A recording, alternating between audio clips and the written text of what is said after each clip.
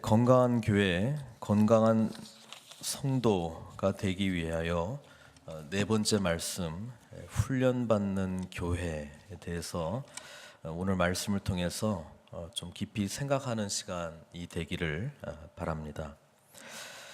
교회가 여러 가지 많은 일들을 합니다마는 특별히 우리 늘푸른 선교교회에 지금 올 한 해 동안에 많이 좀 강조돼야 되고 또 많이 동참하기를 원하는 것은 이제 훈련받는 교회다. 이 훈련받는 교회다라고 하는 그런 개념이 우리 모두에게 좀 있기를 바랍니다. 신앙이라고 하는 것은 예수 그리스도를 믿는 것이죠. 그래서 예수 그리스도를 믿게 되면 우리가 이제 구원을 받게 됩니다. 또 그 구원을 받았기 때문에 저와 여러분들이 이곳에서 하나님께 예배드리고 또 찬양하고 또 기도하고 하는 것이죠. 근데 이 믿음에서 영적 성숙으로 나아가기 위해서는 반드시 훈련이 필요합니다. 사도 바울은 디모데를 제자로 삼았습니다. 물론 디모데가 바울의 제자가 되는 것이 아니라 디모데가 훈련받았던 것은 예수님의 제자가 되기 위해서 훈련을 받는 것이죠. 그래서 우리 훈련의 목적은 어떤 사람의 제자가 되기 위하여 훈련받는 것이 아니고 예수 그리스도의 참된 제자가 되기 위하여 훈련을 받는 것이죠. 근데 예수님께서 그 제자들에게도 너희는 가서 모든 족속으로 제자를 삼아 아버지와 아들과 성령의 이름으로 세례를 주고 내가 너에게 분부한 모든 것을 가르쳐 지키게 하라 이렇게 말씀하셨잖아요. 그러니까 제자됨이라고 하는 것은 한편으로는 예수님을 쫓아가는 것이기도 한데 또 한편으로는 다른 사람을 예수님을 믿게 하는 그런 훈련할 수 있는 능력을 갖추는 것도 같은 개념으로 있는 거예요. 그러니까 신앙생활이 오래될수록 우리는 이 두 날개, 하나는 예수 그리스도의 참된 제자가 되는 거하고 또 하나는 누군가를 예수 그리스도의 제자가 되도록 제자 삼는 사역은 같이 병행해서 가야 되는 거예요. 근데 어떤 면에서는 제자 삼는 거는 그 목사만 하면 되고 뭐 특출난 몇 분만 하시면 되고 대부분은 그냥 예수님만 잘 믿으면 되는 거 아닙니까? 예, 성경 그렇지 않습니다. 신앙 성숙은요, 예수님의 제자가 되는 것과 다른 사람을 제자 삼는 것을 통해서 그 사람이 예수님의 제자가 되도록 하는 것, 이 두 개가 같이 있을 때에 우리가 스스로를 지킬 수 있다는 것을 오늘 말씀을 통해서 볼 수 있는 것입니다. 6절에 보세요. 내가라고 하는 것은 지금 디모데잖아요. 디모데 보고 이것으로 형제를 깨우치면, 이것이라고 하는 것은 어제 경건의 비밀, 그러니까 복음과 관련된 총체적인 것을 이때까지 말씀드렸던 모든 것을 생각해 볼 수 있는데, 네가 형제를 깨우치면, 그러니까 가르치는 일이잖아. 이거는 형제를 깨우치면 그리스도의 예수의 좋은 일꾼이 되어. 당연하죠. 좋은 일꾼, 여기서도 집사에 사용했던 디아코노스라고 하는 그 단어를 쓰고 있는데, 뭐 디모데가 뭐 집사 직분이 아니고 이제 감독 이렇게 가르치는 그런 사역을 담당하고 있는 목회자였습니다만은 어쨌든 똑같은 일꾼이라고 하는 단어를 쓰고 있습니다. 그러니까 그리스도 예수의 좋은 일꾼은 지금 디모데 입장에서는 내가 이것으로 형제를 깨우치면, 이거하고 이제 같은 맥락으로 이야기를 하고 있는데, 일꾼이 되어 그 다음에가 중요한 거죠. 믿음의 말씀과 믿음의 말씀과 내가 따르는 좋은 교훈으로 양육을 받으리라. 그러니까 가르치는 것과 디모데가 양육을 받으리라라고 하는 것이 지금 같이 되어 있는 거예요. 쉽게 이야기하면 이거예요. 가르치는 것이 배우는 거라는 거예요. 또 배우는 것이 가르치는 것과 같이 간다는 뜻입니다. 재밌게도 영어로는 우리나라 말도 가르치다, 배우다, 영어로도 뭐 teaching, learning 이 단어가 틀리잖아요. 근데 히브리어에서는 단어가 같습니다. 능동형으로 쓰면 가르치는 거고요. 수동형으로 쓰면은 배우는 게 되는 거예요. 그러니까 가르치는 것이 배우는 것이고 배우는 것이 곧 가르치는 거라는 것을 말씀하고 있습니다. 이것은 우리에게 굉장히 큰 도전이 되어야 될 말씀이에요. 우리가 신앙의 연륜이 깊어질수록 우리가 영적으로 더 성숙할 수 있는 하나의 큰 축, 큰 영역이 뭐냐면 다른 사람을 제자 삼는 사역이거든요. 근데 이것을 하지 않을 때 사실 우리가 개인적으로 하나님을 찾고 만나는 게 굉장히 메말라지고 한계를 느낄 때가 많이 있습니다. 예. 또 복음을 증거하지 않는 삶이 우리의 삶을 정의 내린다면 그냥 예수는 잘 믿고 신앙생활은 잘하고 있는데 누군가를 뭐 전도를 하고 복음을 증거하는 것을 안 하고 있는 삶을 살고 있잖아요. 그러면 이 복음이 우리 마음 가운데 뜨거운 불의 영역, 능력의 영역으로 나타나지 못할 가능성이 상당히 많이 있습니다. 여러분, 하나님의 마음을 언제 제일 많이 배우느냐? 정말 이 죽어가는 영혼들에게 복음이 들어가고 그 사람이 변화될 때 아버지 하나님의 마음을 알게 되는 거거든요. 그러니까 선교 현장에 나가면 은혜를 받는 거예요. 거기는 복음의 최전방에 있는 곳 아닙니까?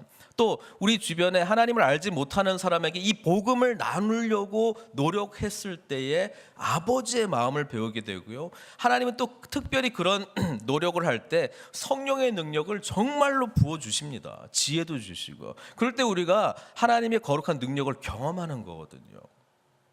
근데 그런 삶은 외면하고 주변에 내가 누군가를 양육하고 훈련하지도 않을 뿐더러 그렇게 해야 될 생각도 없고 스스로가 말씀을 배우고 하나님 앞에 신앙생활이 깊어지는 것이 누군가를 내가 양육해야 된다라고 하는 개념이 없이 신앙생활할 때 이 신앙생활이 굉장히 이게 능력이 없이 나타날 가능성이 많이 있다는 거예요.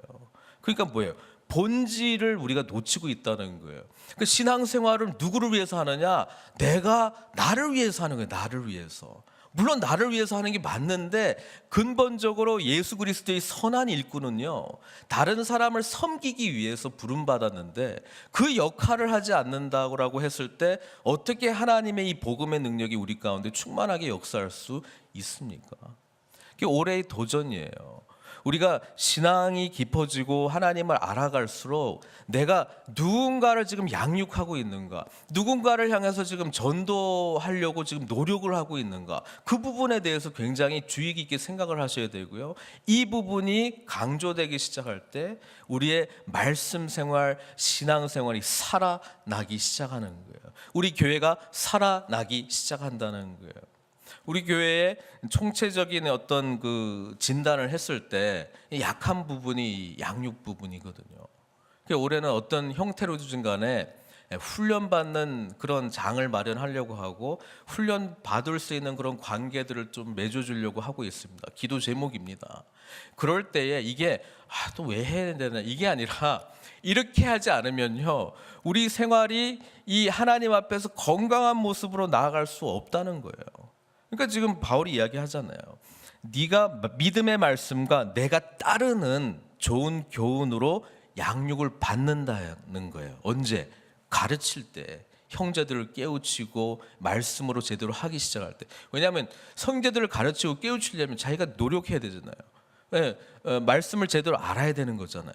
또 깨우치려고 했을 때 그것이 능력으로 나타나려면 자기가 오늘 말씀처럼 본을 보여드리는 삶을 살아야 되잖아요. 그러니까 처절한 말씀 안에서의 이 싸움이 없이 가르치는 게 능력으로 나타날 수 없다는 거 뻔히 알거든요. 그게 양육하고 가르치고 전도할 때 깨달아지는 거예요. 그거 안 할 때는요 그냥 뭐 내가 좀 부족해도 나하고 하나님하고의 관계니까 십자가 붙들고 용서해달라 뭐 이런 것만 붙들면 되는 거거든요. 다른 사람은 뭐 자기가 알아서 신앙생활 하겠지. 교회 공동체가 그렇게 만들어지지 않았습니다.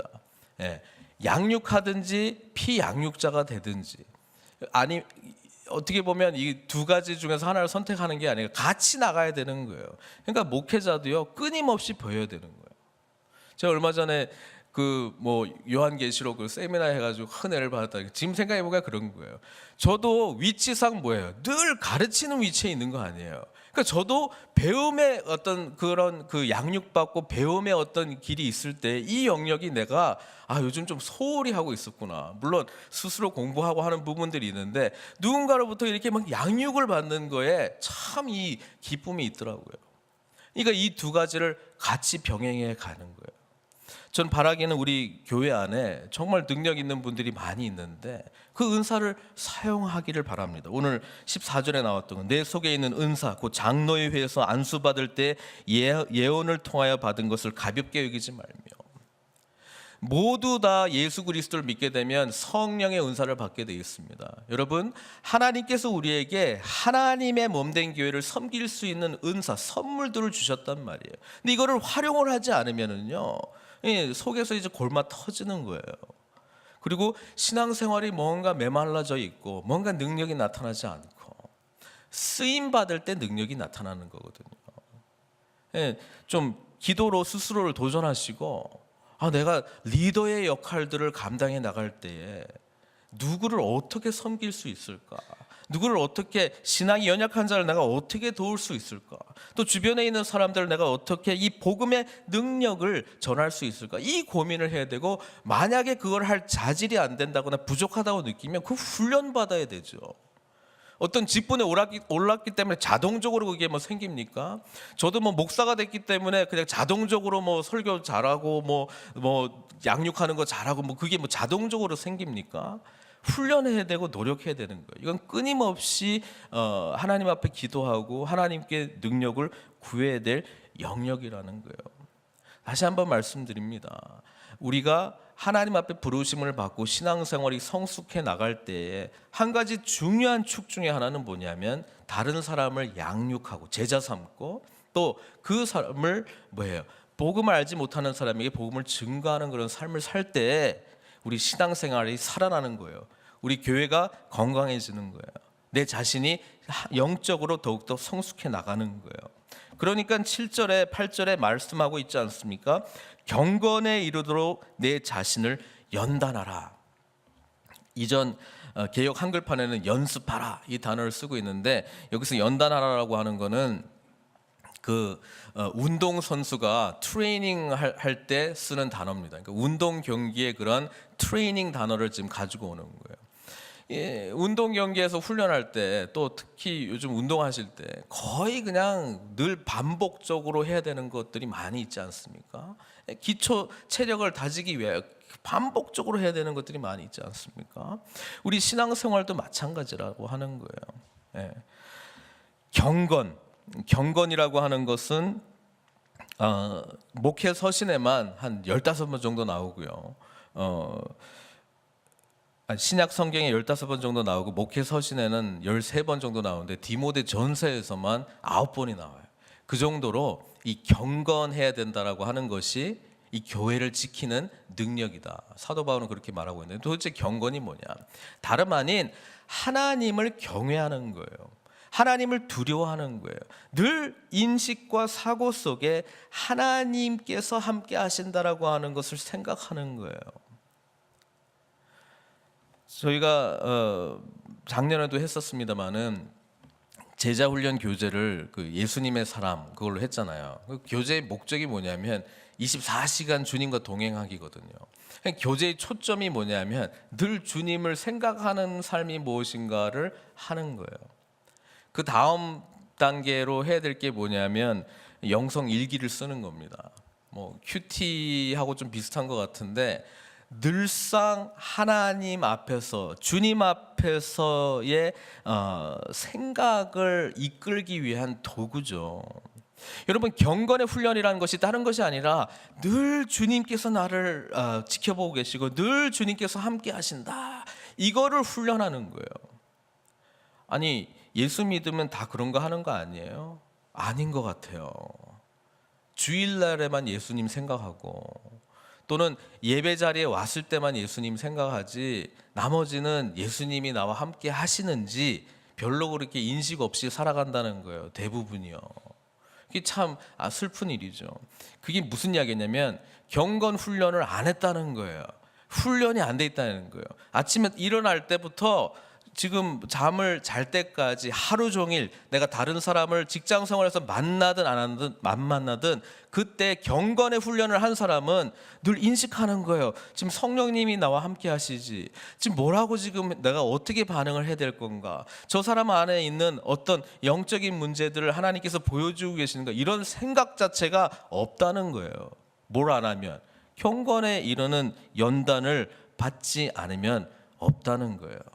이런 생각을 안 하니까 이분법적인 신앙생활을 하는 거예요. 교회 와서는 크리스천이고 나가서는 그렇게 꼭 안 해도 되는 것 같은 것이 마치 일반적인 신앙생활은 다 이렇게 하는 거야라고 하는 인식을 가지고 있다는 거예요. 그렇지 않습니다. 경건에 이르도록 우리가 훈련받지 않으면요, 자동적으로 그냥 자동적으로 되면 좋겠어요. 근데 자동적으로 안 됩니다. 그래서 서로가 필요하고 공동체가 필요하고 소그룹이 필요하고 나를 점검해 주는 사람이 꼭 필요한 거예요. 양육자와 피양육자의 관계 속에만 있어도, 그러니까 양육을 하고 양육을 받는 관계 속에만 있어도 그 시간만큼 적어도 나를 점검하잖아요. 일주일에 한 번씩 뭐 큐티 모임을 하든 중보 모임을 하든 뭐 소그룹 모임을 하게 될 때 적어도 그 시간만큼은 나를 돌아볼 수 있는 시간이 되잖아요. 근데 지금 사도 바울은 내 자신을 끊임없이 연단해야 될 것을 지금 계속 촉구하고 있습니다. 왜냐하면 디모데가 지금 목회자인데 너 하나님하고의 그런 늘상 함께 하시는 은혜를 훈련받지 못하고 경험하지 못하면 너는 그 목회에 절대로 성공할 수 없다는 것을 알고 있기 때문에 그렇습니다. 저한테도 굉장히 도전이 되는 말씀이죠. 저도 그러니까 끊임없이 훈련받아야 된다. 여러분, 그 teachable spirit, 늘 뭔가를 배우려고 하는 그런 마음은 신앙의 연륜이 깊어질수록 나타나는 모습이에요. 많은 게 내가 이전에도 뭐 제자 훈련 같은 거 다 했고요, 뭐 이런 거 했고요, 한 거 좋습니다. 그러면 하셨으면 그런 삶의 모습이 나타나야 되는 것인데 나타나지 못하고 있다면 배운 목적과 어떤 의미들이 뭔가 지금 다시 점검해야 될지도 모르겠어요. 배우셨다면 왜 양육을 안 하시지? 배우셨다면 왜 전도하는 생활에 더 깊이 나아가지 않지? 왜 영혼 돌보는 일들이 굉장히 중심적인, 마음의 중심적인 어떤 일들로 나타나지 않지? 또는 대화 속에서 어떤 직장의 이야기들을 할 때에도 주님께서 함께 하신다는 인식 없이 어떤 저런 대화를 하시지? 질문들이 굉장히 많이 생기는 거죠. 여러분, 경건의 훈련은요, 무슨 과목 하나 뗐다고 내가 신앙 단계가 탁 올라가는 게 아니고요, 늘상 주님과의 인격적인 만남 가운데 내가 있느냐, 그거거든요. 그게 무슨 프로그램으로 가능하겠어요? 그것은 주님과의 실제적인 인격적인 만남으로 가능한 거죠. 직분 받았다고 그게 저절로 생기면 좋겠어요. 그럼 다 직분 드리고 싶어요. 근데 그런다고 그게 생기는 게 아니거든요. 이거는요, 목회자든 누구든 날마다 처절하게 주님을 붙들어야 될, 우리가 연단받아야 될 훈련의 영역이라고 하는 사실을 인식하시기를 바랍니다. 그러니까 10절에 이렇게 말씀하시잖아요. 이를 위하여, 여러 가지 이야기 많이 했는데, 우리가 힘쓰고 수고하는 것은 우리 소망을 살아계신 예수님께 두미니. 사도 바울은요, 늘 주님과의 깊은 인격적인 만남이 있었던 사람이기 때문에 목적과 방향이 너무나도 분명해요. 하루에 나의 소망은 살아계신 하나님께 둔 것이다. 그러니까 그 전제로 열심히 수고하고 일하는 거예요. 여러분, 우리가 교회 일 또는 하나님의 일을 할 때 지치고 어떨 때만 불평이 튀어나오는 것은 뭐냐면 이 일을 내가 왜 하는지에 대한 인식을 망각한 거예요.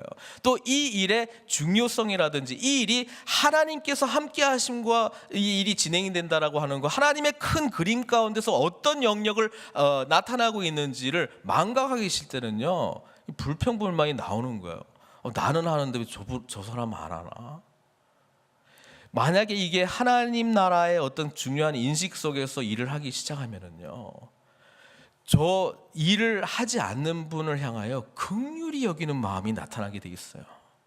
왜냐하면 이거는 영광스러운 일인데, 주님께서 나를 사용하셔서 내게 건강 주시고 시간 주시고 내가 감당할 수 있는 어떤 그런 자격을 주셔가지고 이 일을 하나님께서 나를 포함시켰다라고 하는 거에서 감격이 나타나는 거거든요.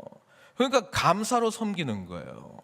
근데 하나님 나라의 소망이 아니라 이거 뭐 나만 하고 이거 뭐 이래, 이런 식으로 보이기 시작하면요, 그건 뭐예요? 소망 때문에 하는 게 아니고요, 해야 되기 때문에 해야 될 것 같고, 그렇죠? 억지로 한다는 이야기예요. 그거 나타나는 표정이 불평으로 나타나게 되어 있습니다. 그거 뭐 당연한 거죠. 물론 힘듭니다. 안 힘든다 그러면 수고하고 힘쓸 이유가 뭐 있습니까? 그냥 저절로 되면 얼마나 좋겠어요. 그런 거 없어요. 수고와 힘씀의 능력의 근간에는 주님 나라에 대한 분명한 소망이 있기 때문에 하는 거예요. 그러니까 참 재밌게도 같은 일을 하는데 어떤 사람은 천국의 맛을 가지고 그 일을 하고요, 어떤 사람은 지옥의 맛을 가지고 그 일을 하는 거예요. 결과적으로는 똑같을 수도 있어요. 그냥 내용 면에서는요, 하나님을 알고 주님을 소망하고 하는 사람하고는 질적으로 틀린 거예요. 여러분, 하나님 나라를 진정으로 소망하는 자는 아무리 허드렛 일을 할지라도 그것에 의미를 부여해요. 다윗의 시편의 고백처럼 성전 문지기로 있는 것이 좋사하니, 뭐 문지기도 좋다는 거예요. 그냥 사용되는 그 은혜가 감사하다는 거예요. 하나님께서 나에게 건강 주시고 나에게 은혜 주시고 내가 정말 이 작은 일이라도 섬길 수 있도록 인도해 주신 그 은혜가 감사한 거예요. 어떤 마음은 이런 마음으로 다가가겠죠. 아니, 나는 뭐 이런 일들만 시켜? 뭔가 좀 드러나는 일, 뭔가 좀 중요한 일. 예수 그리스도를 인정으로 인격적으로 만나기 시작하면 모든 일들을 감사함으로 받기 시작합니다. 그러려니 훈련이 필요하다는 거예요. 저절로는 안 됩니다. 12절에 누구든지 내 연소함을 없이 여기지 못하게 하고 오직 말과 행실과 사랑과 믿음과 정절에 있어서 믿는 자에게 본이 되어. 여러분, 경건에 이르는 연단과 훈련을 통하여 나타나게 되는 모습이 있는데요, 그는 예수님 닮아간다는 거예요. 그래서 신앙생활을 교육을 해 나갈 때에 정말 그 느끼는 게 있죠. 이게 말과 지혜로 안 되는구나. 그렇죠? 그리고 내가 어떤 그 자리의 권위로 가지고 되는 게 아니구나. 그 철저하게 깨닫는 거거든요. 그럼 결국은 뭐냐? 그 사람이, 그렇죠? 6절로 다시 돌아가면 믿음의 말씀과 내 따르는 좋은 교훈으로, 따르는 좋은 교훈이 그냥 좋은 교훈이 아니고 순종하는 좋은 교훈이에요. 그러니까 그런 삶을 통해서 양육을 받으니까 결국은 예수 그리스도의 성품이 그 삶 가운데 나타날 수밖에 없는 거거든요. 언어 생활, 행실, 또 사랑과 믿음과 이 순결함이 나타날 수밖에 없는 거거든요. 그러니까 그게 가르치는 자의 권위이자 능력이라는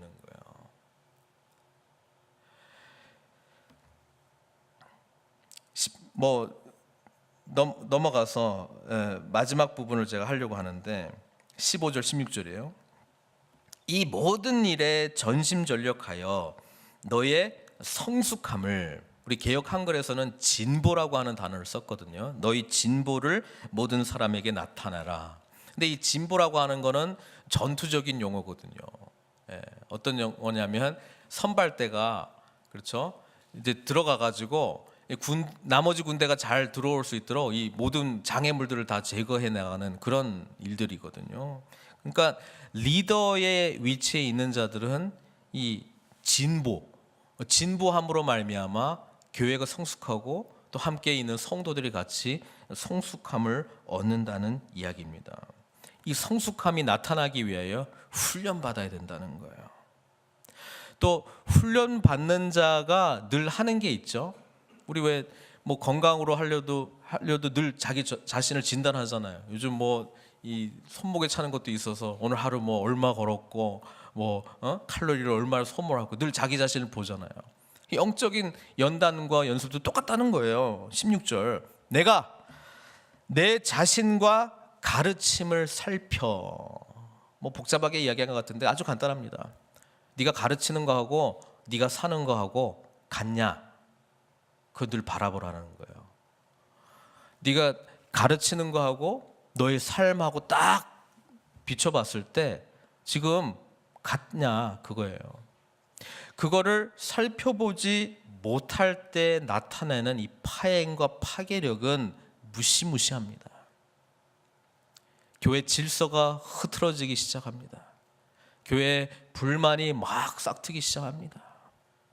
하나님 나라의 일을 위한 에너지보다는 서로 공격하는 소모전으로 나가기 시작합니다. 사랑하는 성도 여러분, 우리 스스로가 하나님의 말씀 앞에 진정으로 서 있는가를 늘상 점검하지 않으면요, 언제든지 순간 무너질 수밖에 없는 게 저희들인 거예요. 그러니까 이 훈련 개념을 가지고 우리 공동체가 함께 나아가기 시작할 때는요, 열심히 운동하다 지쳐서 쉴 수도 있죠. 그때 조금만 더 힘냅시다 이 같이 가거든요. 근데 훈련 개념이 아니고 그냥 직분이기 때문에 자동적으로 뭔가가 될 것 같은 어떤 그런 생각이 있기 시작하면 그거 갖고 서로 공격하기 시작합니다. 그러면요, 교회는 굉장히 많은 에너지를 엉뚱한 데 퍼붓기 시작합니다. 7절에 마치 망령되고 허탄한 신화에 집중하는 거예요. 그리고 정작 하나님 나라의 생명의 말씀과 영혼을 돌아보고 사람을 세우는 영역에는 무관심하게 되는 거예요. 그러면 교회가 건강하기는커녕 시끄러워지고 피폐해지기 시작하는 것이죠. 사랑하는 성도 여러분, 저는 16절에 사실 이 말씀이 1차적으로는 목회자들을 위한 말씀 아닙니까? 2차적으로는 모든 리더를 위한 말씀이고요. 또 더 나아가서는 앞으로 성숙하게 될 미래의 리더들을 향한 말씀 아니겠습니까? 저도 두렵고 떨리는 마음이 있는 거예요. 말씀 전하는 자가 더 큰 책임을 많이 지게 되지 않습니까?